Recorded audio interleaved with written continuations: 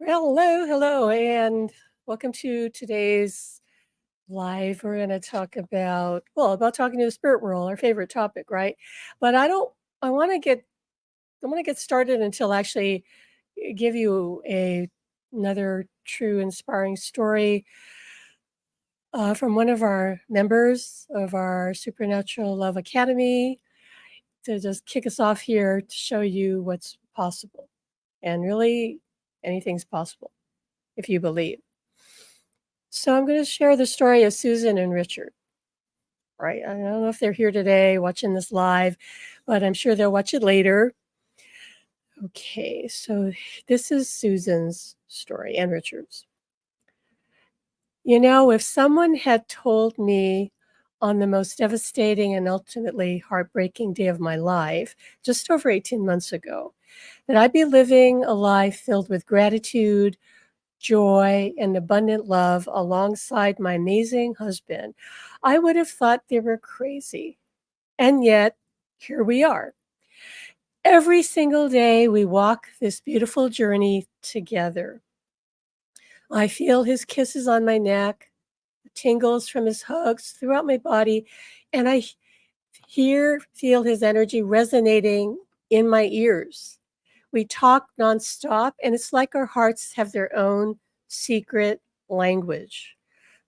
Our love is overflowing to where I feel I could burst, and he's teaching me how to love myself more as well. The turning point came early on when he guided me to the academy and I met Pam and Alan.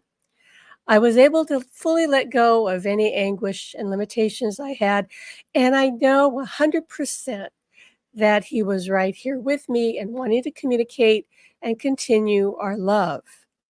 During a meditation with Pam, I felt him merge with me, and he never left. I thought I'd never feel happy again, and that has all changed. We are never separated. Having the support of Pam and Alan, along with other members of the Academy, has made this journey so much easier.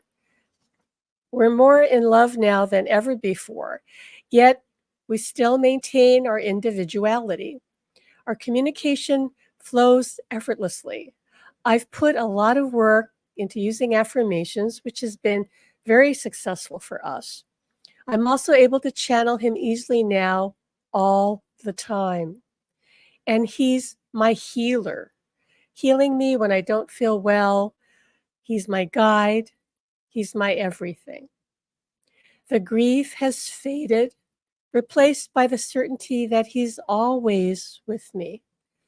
It's pure love and joy. He also leads me to the right people and places that bring me happiness and to follow my passions, weaving synchronicities into my life. And guess what? We have so much fun. Laughter, teasing, playfulness. It's all part of our magical connection. I don't ask for anything specific. I just let him send me signs, hearts, songs, and little surprises. We share meals, we go on dates, we solve puzzles, watch TV, and take walks. He reminds me of things, which is good. It's good because I could leave the house without my head if it wasn't attached. He tells me that he's experiencing life through me and with me now, and he loves it as much as I do. It's a beautiful dance of unconditional love, and I'm so grateful every single day. Okay, so I love that. I believe Susan referring to the Bridge to Heaven session that I believe I did with her and Richard, because I guide you through a deep meditation. You make contact through the veil. So yeah, and for some people that connection was made, and it's just a question of continuing to practice. And it looks like Richard never left after that first contact, which is often the case.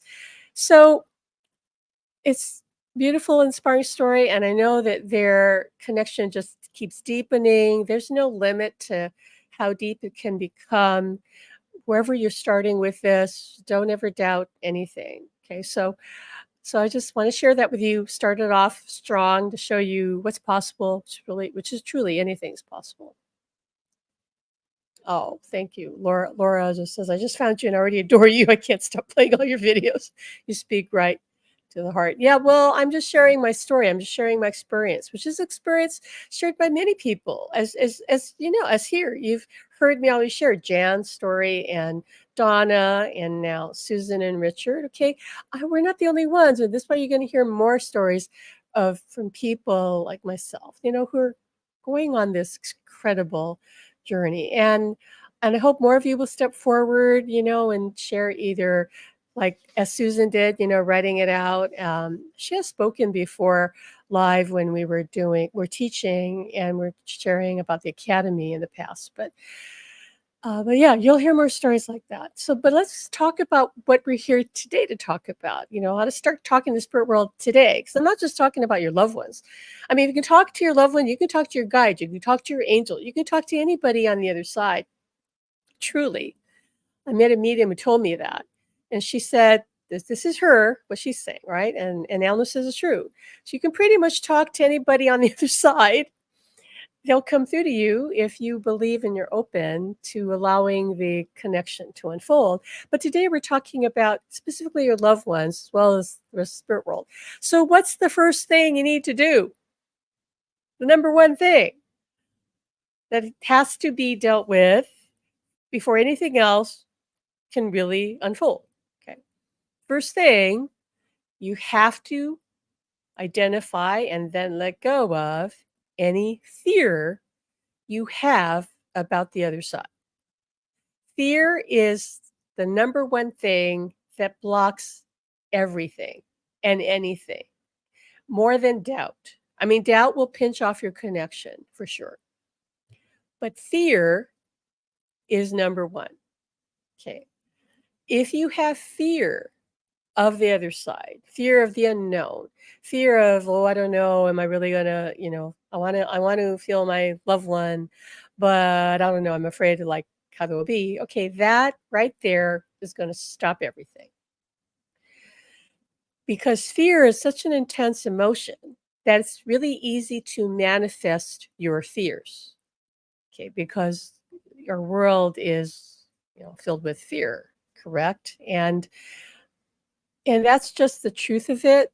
You're gonna manifest what you fear. When and if you ever go out of body, for example, as some folks have done, as soon as you think a fear thought, it's made manifest. I mean, instantly. So if you fear you're gonna be greeted by demons, boom, there's the demon. Okay. That's how instantaneous it is, your thoughts. But fears are easier to manifest because there's so much emotion behind it, right? I mean, so fear is so intense, and a lot of people I was saying a lot of people are creating their life from fear and then wonder what the hell is wrong with my life. They need to do an inventory of what they're afraid of.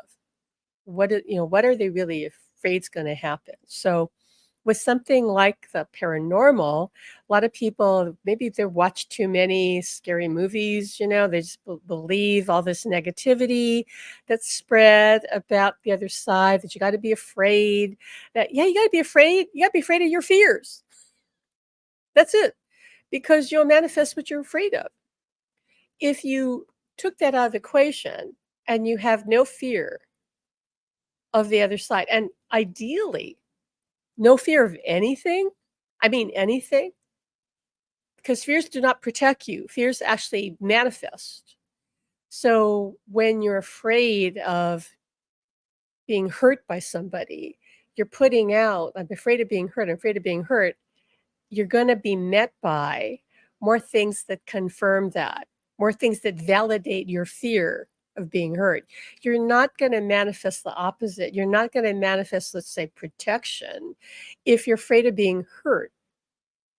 You're going to be having experiences that justify that belief and say, see, I was right. I'm afraid of being hurt because look, I was hurt. you have to understand the dynamics of this, okay? So number 1, first thing you need to do, am I afraid of the afterlife? You know, you have to really check in with that. What am I afraid of? Number 2, and this is more if you wanna connect to someone through the veil, and it doesn't matter whether it's a partner or a friend, a child, a parent, doesn't matter.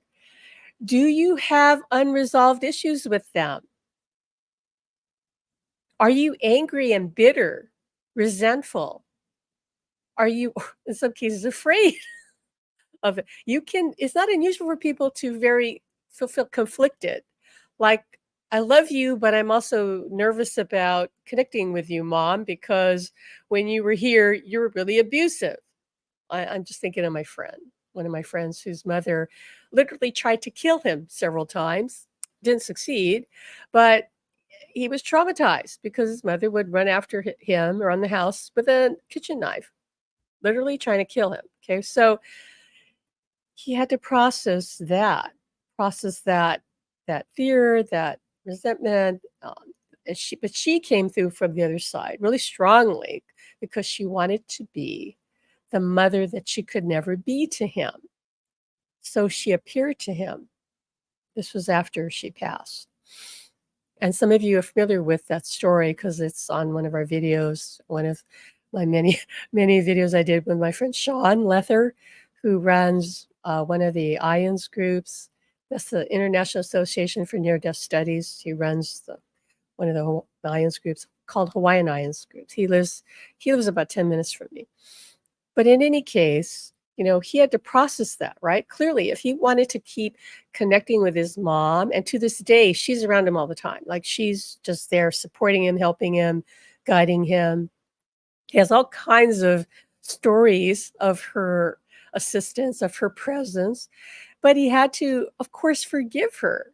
Now for him, it wasn't impossible to do because he's already very intuitive, and so he had this experience of kind of connecting with her and experiencing what her life had been like stepping into her, merging with her, and he realized how traumatizing her life had been, and how when she had had a near-death experience at the time, back in the day, this was before near-death experiences were so common right now, right? Like, it seems like everybody you meet has had an NDE. Back then, it was rather rare. So when she started describing to folks around her, husband, people, that she had this near-death experience, that she saw the other side, that she saw beings, whatever she saw. Well, they locked her up. They medicated her. So she was put in an institution, which only made her trauma, her already, strong intuitive ability, it just kind of made it worse because now she's locked up and now she's being medicated. So, but when he stepped into her and realized how traumatic her life had been and her childhood too, she had not been loved, she had not been understood and cared for in the way that a child should be. So, well, naturally, she was rather, he said she was possessed at times. And that's what took her over. And she went after him with a knife because she was literally possessed. So when he could step into her and realize, oh my God, this is what you went through. Well, of course he could forgive her. Of course he realized there's nothing to forgive. She couldn't help herself. She just couldn't. And in a very real sense, anyone who treats us badly, in fact, the more abusive the behavior, it would be fair to say that that person is incredibly distorted. Maybe not as badly as Sean's mother had been, right? But to some degree, because nobody who's loving, who's balanced in themselves, is going to behave in a way that hurts anybody. It would be practically impossible for that person to hurt anyone. I know I couldn't do that. It'd be like I couldn't do that. Maybe if somebody held a gun to my head and said, "Look, I'm," even then it'd be like held a gun to my head. I said, "Well, okay, I'm just gonna go the other side, pull the trigger." But if they said, "Well, I'm I'm going to maybe shoot somebody you love, well, maybe then I would do something that's not in my character to do. Okay, but I could do that. It'd be like going against who I am. So when somebody, let's just say, quote, misbehaves or does something unpleasant, something abusive, something hurtful, takes some sort of drastic action of any kind, they're extremely distorted, whether they're hurting others or even hurting themselves, right? Including like someone who takes their life. They are so far away from being the soul they really are, where they could not do that. It would be impossible to do that. It'd be impossible to hurt someone. So, oh, thank you, Susie. Thank you so much. Susie just gave us a little super chat. Yeah, did you see the tip jar out there? I'm just kidding, guys. But thank you, Susie, for acknowledging us. I can't push you up on the screen. My mouse is broken. But thank you so much, Susie. And so I just want you to put that in perspective, okay? I'm not saying that it's okay what they did. Sean's never going to say it's okay what his mom did because it wasn't. It was completely not okay. But it happened, because she was so distorted. So we have to understand why people are doing what they're doing and and forgive them, not for their sake but for our sake. Okay, that's really what it is. We don't forgive them because, well, they would appreciate being forgiven, I'm sure they would, but a lot of people, they have a hard time actually forgiving themselves. Selves. Thanks, Susie. So um then that's the truth. And if somebody's hurt you, you probably don't believe that. You probably think, "Oh, well, they hurt me and they don't care. They're skipping along the yellow brick road, happy, happy, happy." No. No, I promise you. Because their soul, which is who they really are, knows what they did. And it's not sitting right on that level. Okay. And when they cross over, they see the ramifications of their actions. And and it can hurt them. It can actually stain the soul to a degree where some souls can never forgive themselves. Okay. The That's what you don't understand. Self-forgiveness is the hardest thing to experience. That we've hurt somebody and we can't change that. Right? We can't, because imagine you can't change that. You some accident happened that was your cause. You caused it. We've all done things like that. We said, "Oh my God, why did I do that?" Like I was so out of it. And you can't take it back. You can't undo it. Okay, so the soul has to live with that, has to find a way to make peace with that. So don't ever think that somebody who hurt you is just running off like happy, happy, happy. No, you don't hurt somebody without hurting yourself. And then you have to live with that too, right? You've hurt yourself and that person. You have to live not only with your own pain, trust me, they are going to experience the hurt they cause. They also have to live with how they hurt you. Okay. So if you're holding a grudge or you're afraid of the person or you just have conflicting feelings, you got to deal with that. You got to deal with that. That's also going to block your communication. Okay, so you have to let go of fear. You have to forgive, let go of judgment. You have to resolve any differences between you. And I know this can be difficult because now they're on the other side. So how do you do that? How do you do that? And so I've been told that some people, I'm not against any way process you use to do this, okay? But I know some people say, well, you could do past life reading or go to the Akashic Records. Now, I recently discovered something I didn't know. The Akashic Records are just a small portion, teeny portion of what's called the record of everything. Okay, I always suspected that. I always felt, because I did an Akashic record training once, and I thought something about it, I felt like it wasn't enough. and turns out it isn't. It's not really found on the other side. It's not, I guess it's not even called that on the other side. There's the record of everything. So everything has been recorded and it's not just in the Akashic. But fine if that's useful for you, great. The Akashic doesn't predict the future. You can't really predict the future, guys. Like whoever's telling you that is just, they're just showing you probabilities. You're always talking about probable timelines, possible timelines. Very, very, very few things can be predicted with an accuracy of which I would call what we're looking for is more like 90, 95%. Very few things right now in this day and age, this time on planet can be predicted with that accuracy. You're just talking about probable timelines, and the psychic's only telling you the one that seems to be strongest.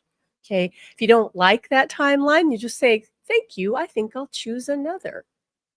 Okay. Because you often can, unless it's something that is part of your destiny. And there are very few things that are really destiny timelines. Okay. A lot of it is malleable. You can change it. But certain things that are destiny could be like you're destined. I know I was destined to meet Alan. I didn't know that at the time, and that's why when I got married the first time, I heard a voice say, "You're making a mistake," because I wasn't meant to marry the man I married the first time, and I did come out of that. But you got to make peace with these relationships, even if it is destined. It doesn't mean it's going to be easy. It isn't. Doesn't mean it's going to be easy. All relationships are challenging in on the earth plane, right? Unless both of you are enlightened beings, which I don't think you are. So if you're not enlightened, I mean, Alan's laughing. He says, "Well, if you're enlightened, you probably wouldn't be here in that relationship because there's no point. Because on the other side, there's only harmony. There's nothing. There's no conflict. So not many people, it's always exceptions, but not many people are going to incarnate into this world and have zero problems, zero challenges. Like this, he says, why are we here? We're here to learn something new, to have an experience that's impossible to have on the other side. And so we're going to mess up. You are, because this part of what this is about, not on purpose. You're not trying to deliberately hurt anybody necessarily, but unconsciously or out of fear, right? We talked about the fear being the thing you got to deal with. So this reality is the one that's fear-based. That is the one where we're experiencing what we are not. Okay. This world is about illusion, about experiencing what we are not, because on the other side, you can't really experience that because you get to manifest exactly what you want. So he's saying to me, yeah, it's challenging over there to manifest what you don't want because it's all love and it's all limitless. So when you try to create distortion in that reality, which is of zero distortion, how do you hold that? It doesn't stick very long because there's only love, there's only oneness. How do you do that? Well, that's why we created the earth plane realm where we could experience the duality, opposites, contrasts. Okay. So I know a lot of you not happy with the contrast, say, I wish it was just oneness. We get it. We understand why. But you came here to explore that contrast, to remember who you really are so that you could start to deliberately change your reality to the way you prefer it to be. And you do that by remembering who you truly are, that you're a soul. Okay. And your loved one on the other side, whether they're a parent, child, partner, friend, it doesn't matter. They have returned to being all that they are, who they truly are. And by you interacting with them, they're trying to help you, right? And you can begin to match that, be more like them. You can't be completely because you still got an ego. Okay. But you can raise your vibration, which you will need to do if you want to have the relationship through the veil. Okay. Because we're not talking about simply being a medium who's passing a few messages. most of you, like me and others here, want to have continuing relationship. That's a very different thing we're talking about. Because if you want to have an ongoing relationship, that means you want to feel their presence. Feeling even can be physical, tactile, as people in our academy are experiencing. And I mean contact people. And a lot of you still probably not getting it, going, oh, yeah, hearing that and just thinking it's something else. No, we're talking about range from goosebumps, tingles to physical contact. Okay. Like even, and it doesn't last a long time necessarily, but even feeling them physically, the touch of their skin, their body, everything's possible. We're only scratching the surface here. And the more people who start having those experiences, it makes it easier for other people too, because we're all part of the oneness of all that is. And so if one person experiences a breakthrough, it makes it easier for others to do the same in time. Right? Like breaking any record, like when they broke the record for the, what, 3-minute mile, whenever it was. Now it's the, what is it, 4-minute mile? I don't know what it, as soon as somebody breaks the record, reaches a milestone, then other people catch up. And this is what we're doing. And Alan says to me, in years to come, people will look back at these days well, we're streaming on YouTube so that our information will live there forever. One day people will come back to you and say, my God, these people were doing this way back then. And now in the future, this is going to be commonplace, where people just say, oh yeah, here's my mother on the other side. And I'm talking to my best friend on the other side. And I talk to my angels every day. That is where we're headed. Not everybody, but those who are ready for it, yeah, or they're ready for it.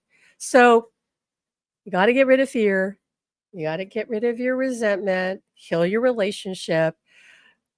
Third to me is close to the second. It's hard for me to put which is in order. So it doesn't matter. Number one is number one. That's for sure. Fear is going to cripple you. And if you've got fear, you might as well not try anything. Seriously. Because if you got fear, you're just going to get more frustrated. But the third thing, which is to me really tied with the second thing, you need to love yourself.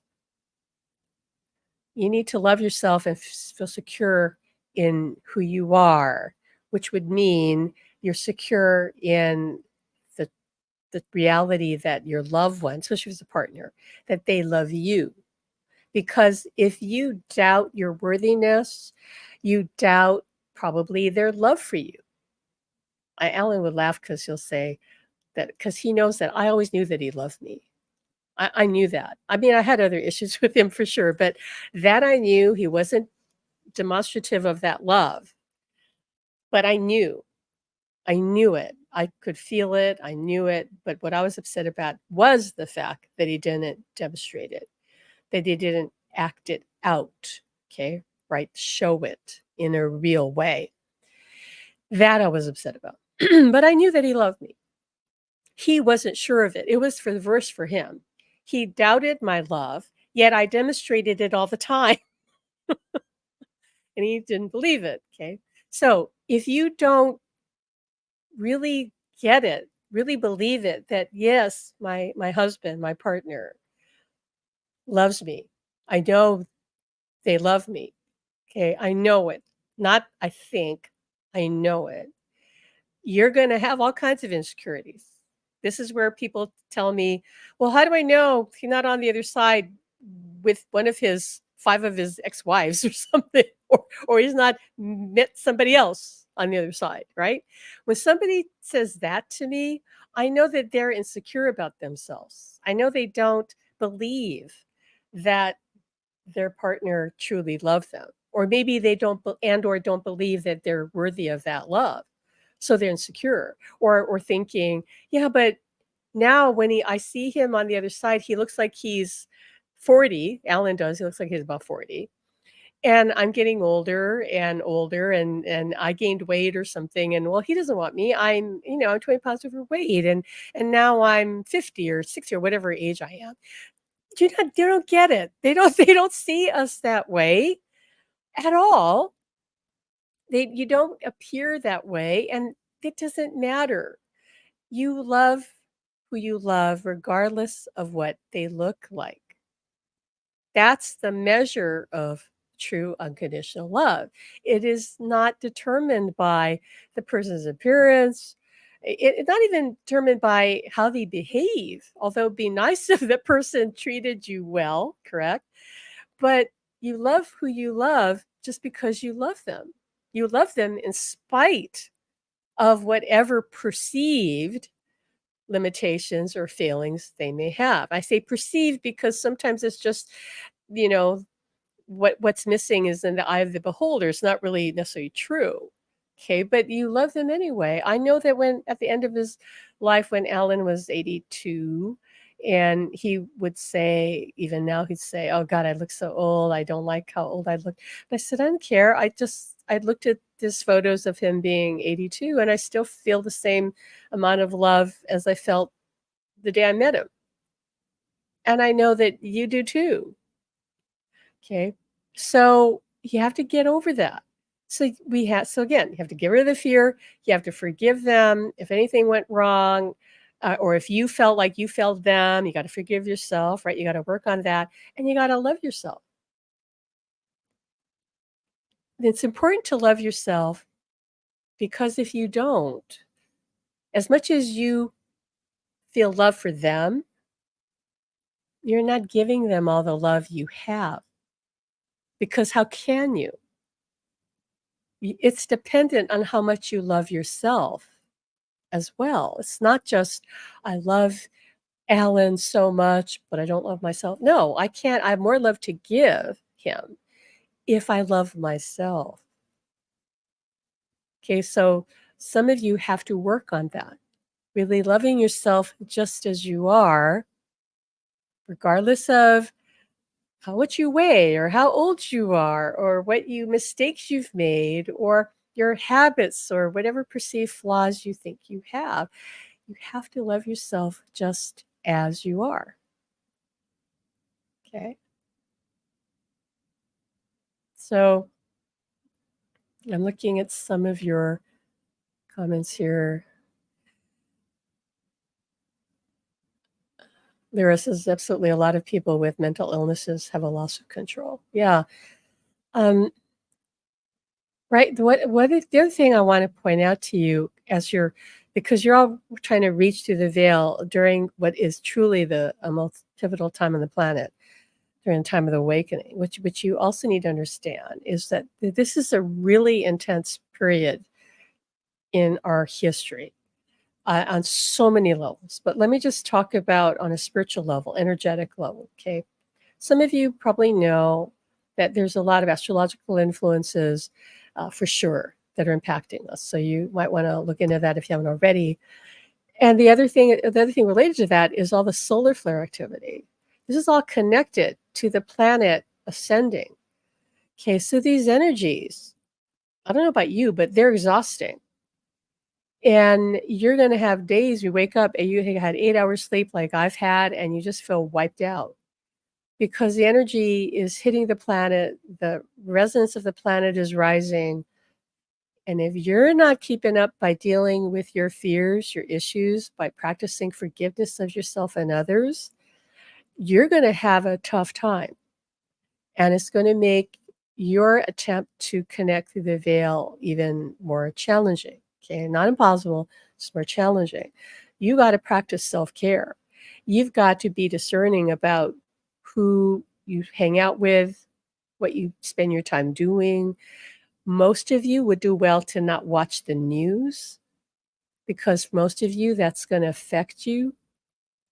Don't worry, if something's really important, you'll hear about it. Maybe look at the news every once a week or something, if that. You got to be really meticulous with your social media diet. Like, I stay away from Instagram. I stay away from I'm not watching those things. I'm not on Twitter. I'm not on any of that.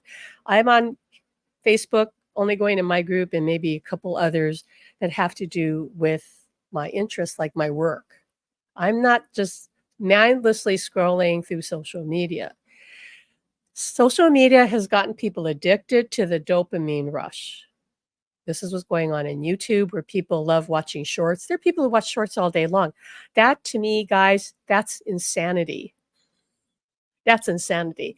They're addicted to the dopamine rush of something new. Okay. Do that. I promise you're going to be distorted for the rest of your life. You do that. Okay. You want to raise your vibration. You want to connect through the veil. You got to let some of that social media junk food go. You just do. Or you're going to keep your vibration kind of close to the earth plane. And that's not going to help you reach through that veil. Right. Again, it's okay if all you want to do is be a medium and you pass through messages for people. Okay, Alan's saying, well, that's not true either. He's saying a lot of mediums are getting very distorted right now because they're not dealing with their issues. Okay, this he knows from personal experience. The challenge of somebody who's a spiritual practitioner, like a reader, spiritual teacher, a medium, whatever, because like him, a lot of them believe, because this is what Alan believed. Well, I'm doing my spiritual work because I'm helping people. I'm counseling people, I'm giving them readings.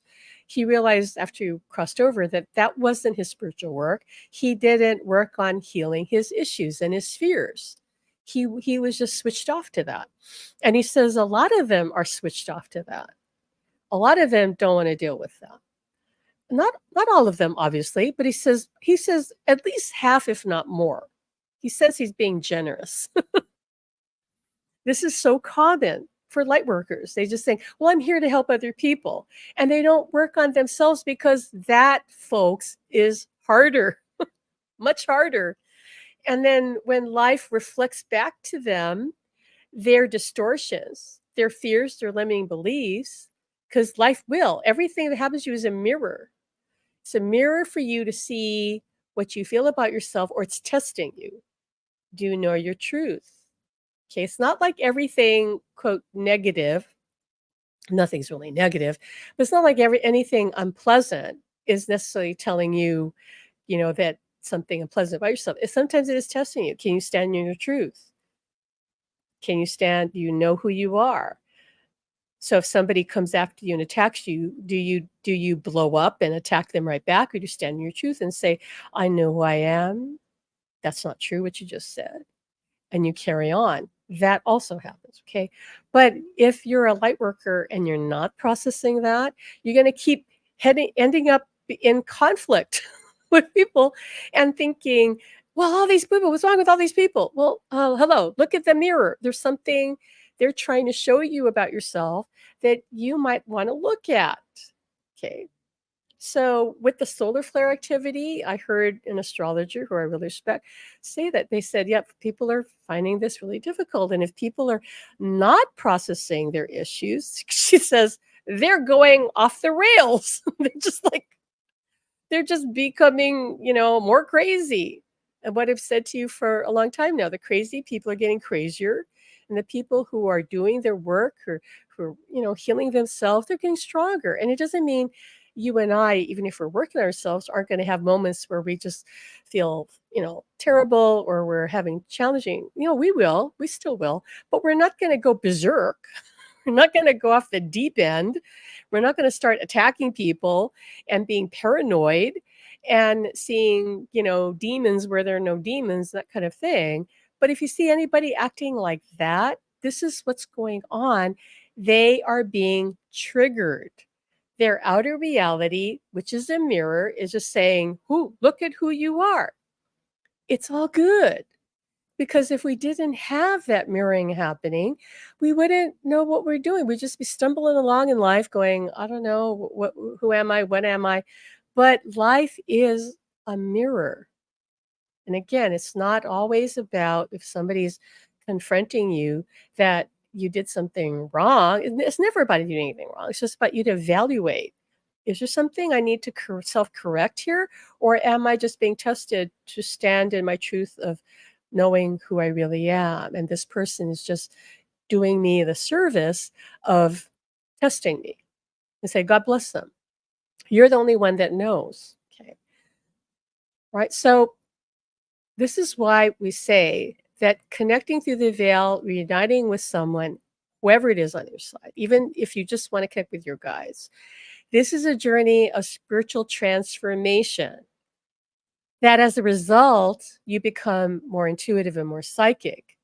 But I wouldn't go about it putting the cart before the horse and saying, well, I want to become psychic. I want to focus on psychic development. I feel this is just my opinion based on my experience. I feel that that's a mistake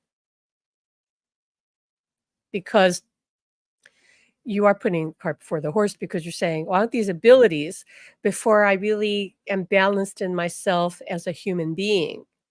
So I feel the emphasis would be better placed on personal slash spiritual development because the two are related.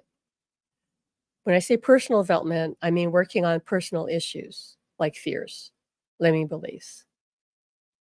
You wouldn't believe the number of psychics who have a lot of limiting beliefs, a lot of fears, because they haven't worked on their personal development. Um, I don't even know if they'd say they'd work. Spiritual development can sometimes teachers are saying it's the same thing as psychic development, but I beg to differ because I think that you can definitely just focus on psychic. I used to think that myself until a friend of mine who did teach psychic development in the Bay Area pointed out to me that they're actually different things. And it is easy to compartmentalize and say, we're just going to work on being psychic. Okay. And then I believe that's to the detriment of the human being because just being psychic doesn't mean you're balanced and whole as a human. Whereas if you say, my goal is to embody my soul, psychic awareness is going to come along with that because that's inherent in who you are.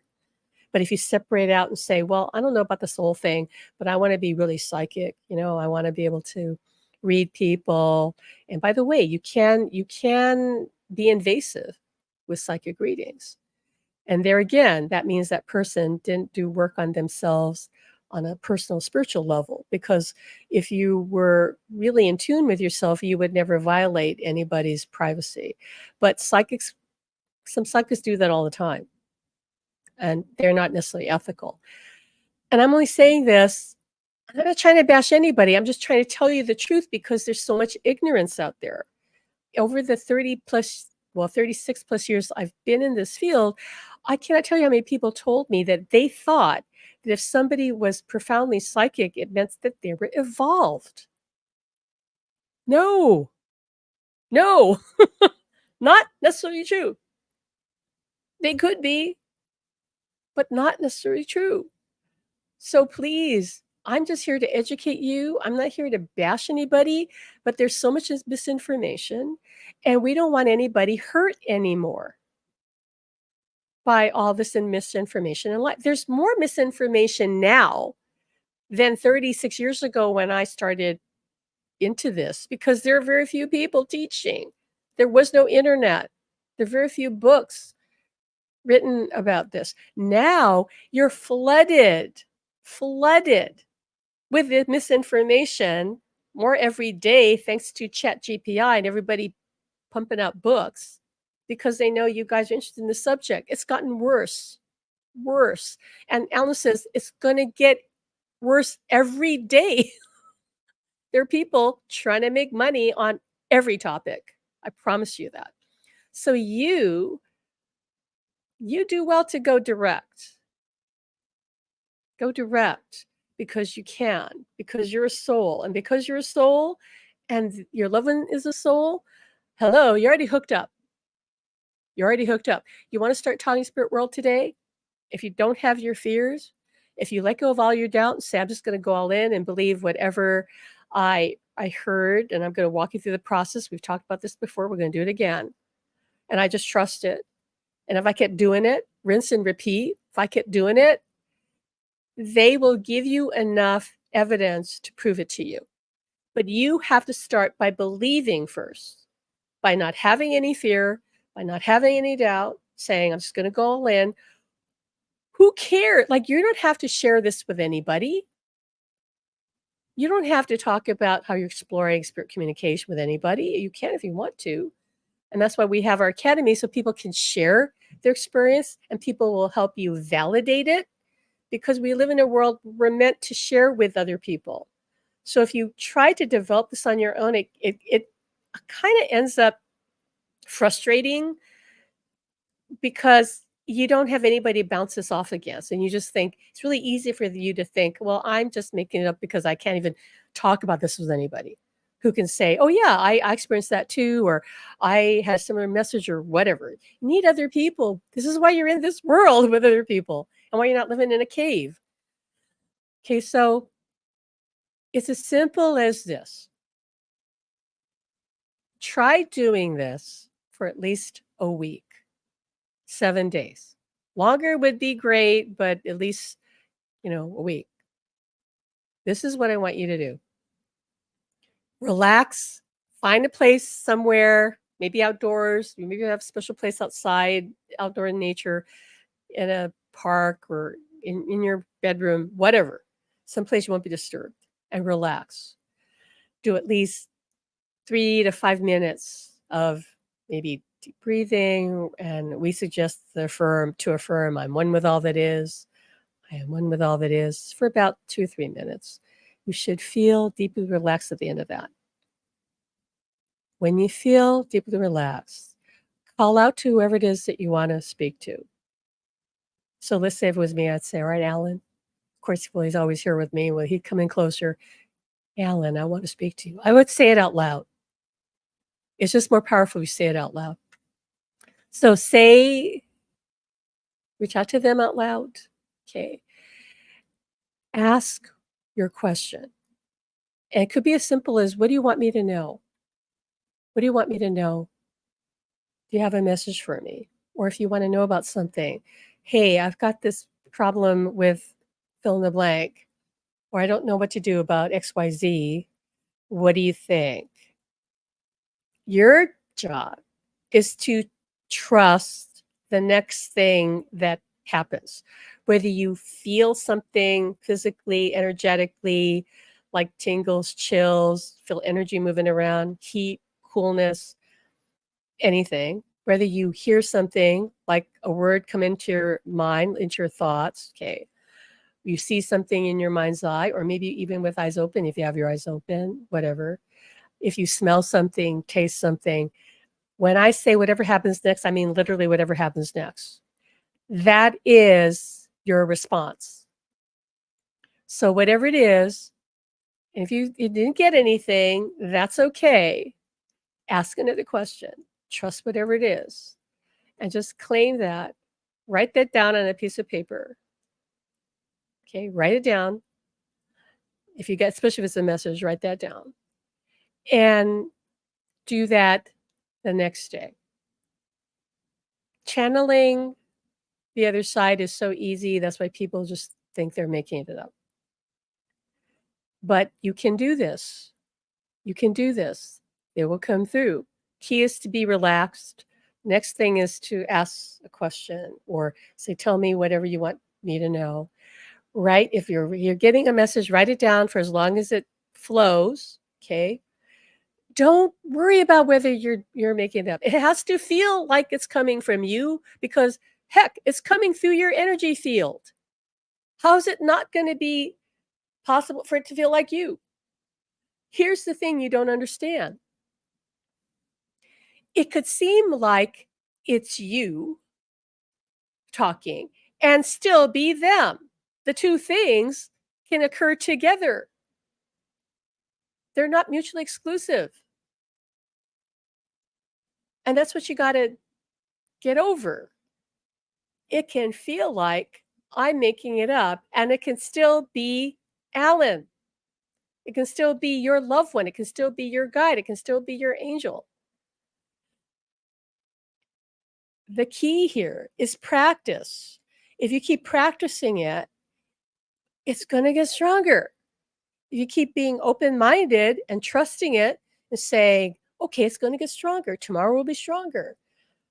And even if the next day, let's pretend it isn't stronger. Let's pretend it was stronger today and tomorrow it's not. if you were to say, okay, for some reason, it's not strong today. Tomorrow will be different. And you just kept going. You kept accepting. You kept believing. You kept trusting. You said, I'm just going to see how this goes because I have nothing to lose. Do you have anything to lose? What's the worst thing going to happen? Nothing? Oh, I think I'll take those odds. I'll take the chance that nothing might happen. I promise you something will happen. When you focus on something long enough with that intention, my intention is to communicate with my guide or my loved one, and I'm going to dedicate 15 minutes. I would suggest minimum 15 minutes. I'm just going to see what happens. I'm just going to sit quiet. I'm going to get relaxed.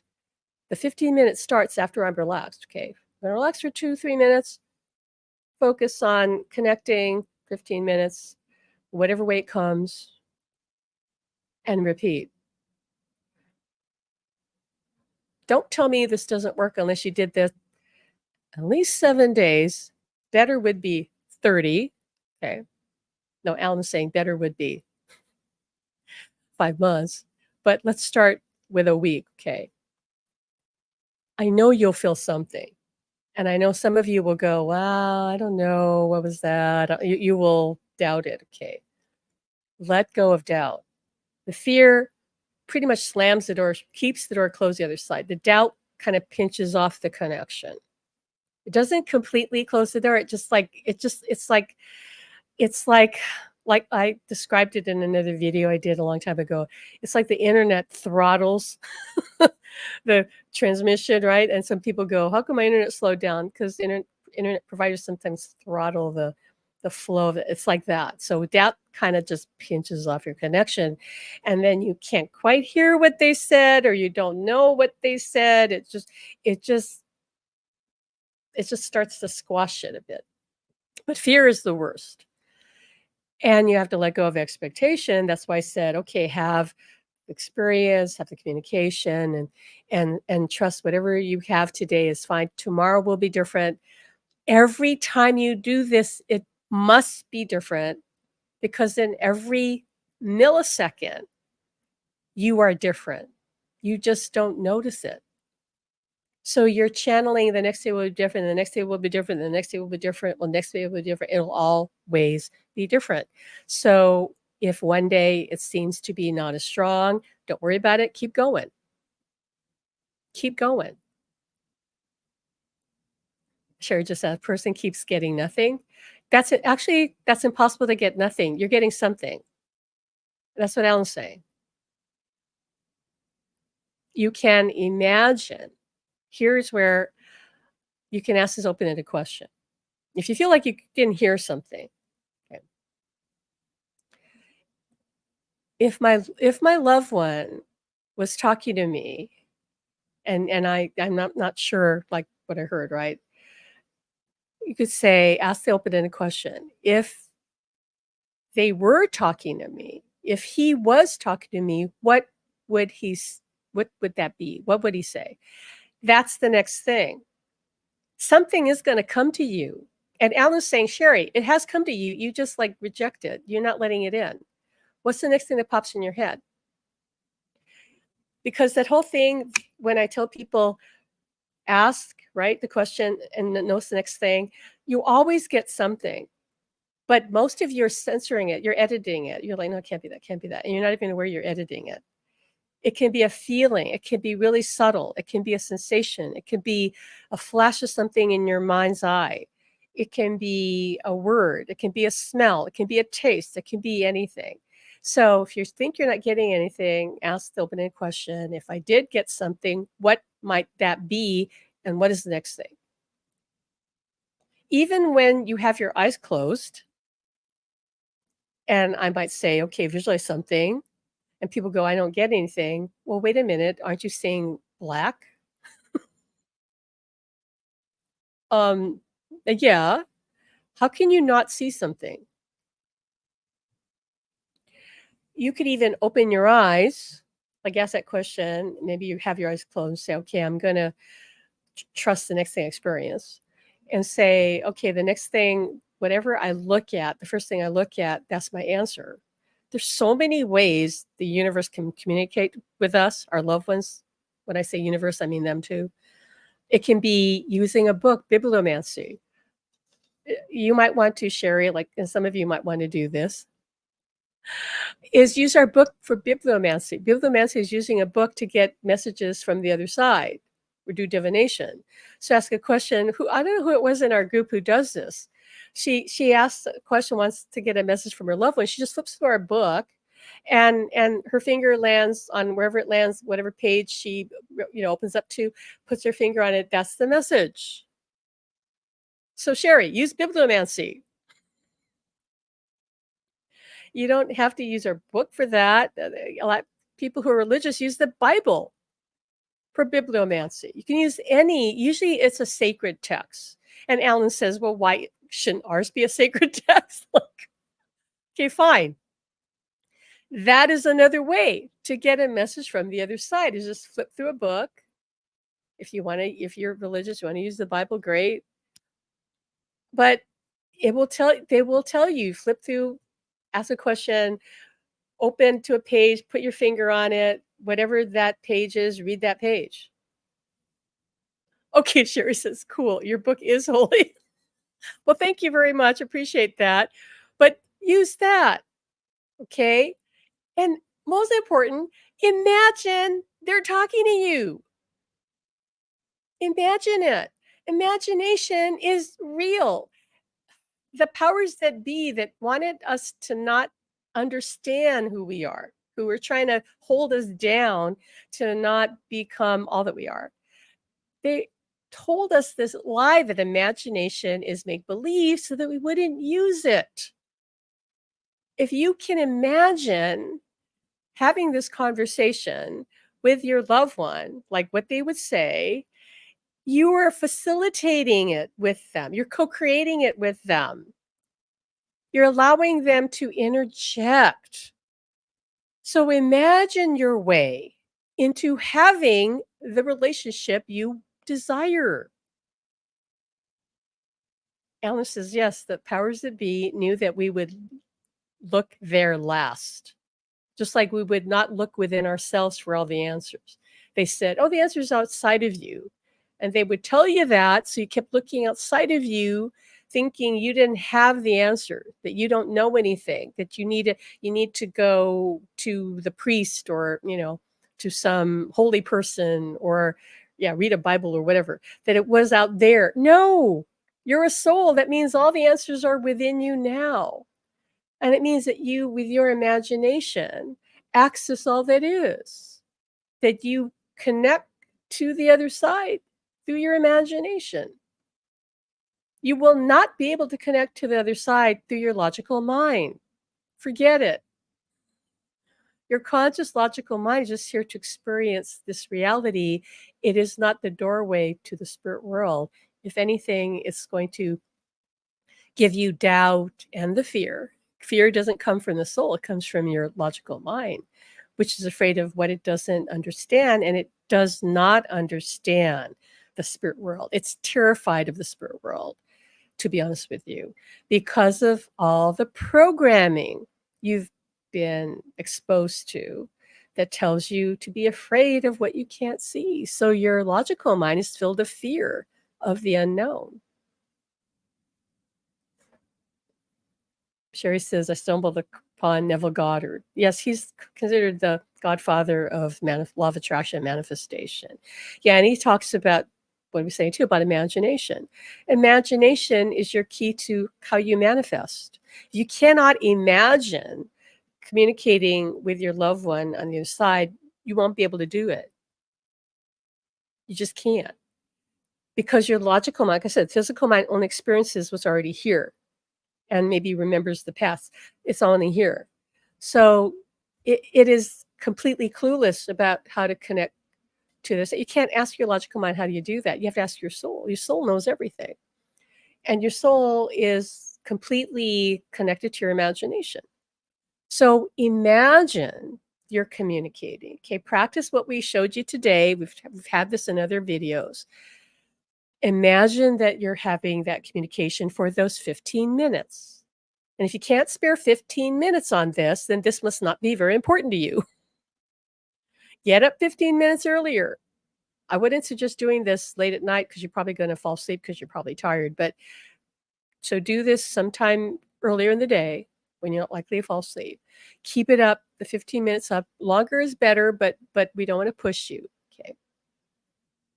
I would rather you do this 15 minutes a day for 30 days than try to fit in like 30 minutes for even a week because some of you will just go, "Oh, I can't have that time. I can't." So that's why I say start with a small amount of time. And 15 minutes is a good amount of time. And we know that with meditation, 15 minutes is the ideal amount of time to make changes in the brain. We're trying to activate changing the neural pathways for what you need, to communicate through the veil. So that's it's impossible to get nothing, even when you close your eyes. I've had people say, "But I don't see anything." Yes, you do. And then when I talk to them, they go, "Well, yeah, I did see a little blue thing over here, and I saw a line over here." And said, "Well, that's not nothing. That's not nothing." If you have trouble visualizing, practice visualizing something. Like take an apple, hold it in your hand, look at it, close your eyes, and try to envision it in your mind. I know some people actually do have an issue with that, and believe me, you don't have to see them in your mind's eye to communicate with them. You don't need that. So even if you're having some sort of visual problems, that's not important. You have a mind, a consciousness. You do get messages. That I know. You do experience things in your mind that you cannot deny, correct? Even if you don't remember your dreams, you experience things in this reality.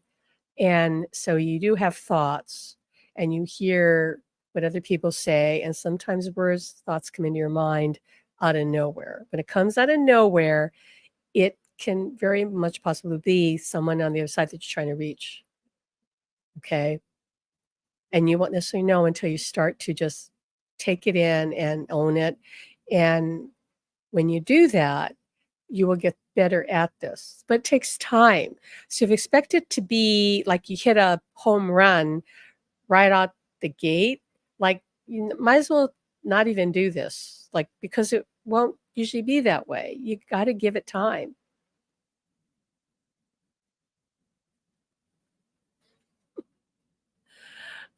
This is so funny. So understand that they're trying to not just help you, they're trying to do so much more than that. They're trying to inspire you to live a better life. They're trying to help you in ways just big and small. And if more you can look at everything like that in your life as something that they're trying to help you with, and yeah, it might not always be true, but the more you live like that, that's the reality you're going to create because you're expecting that. So that's why I've said before, be a little delusional. There's nothing wrong with that. Be delusional until you manifest what you desire, and then you go, see, look, I created it. Be delusional about your success in connecting through the veil.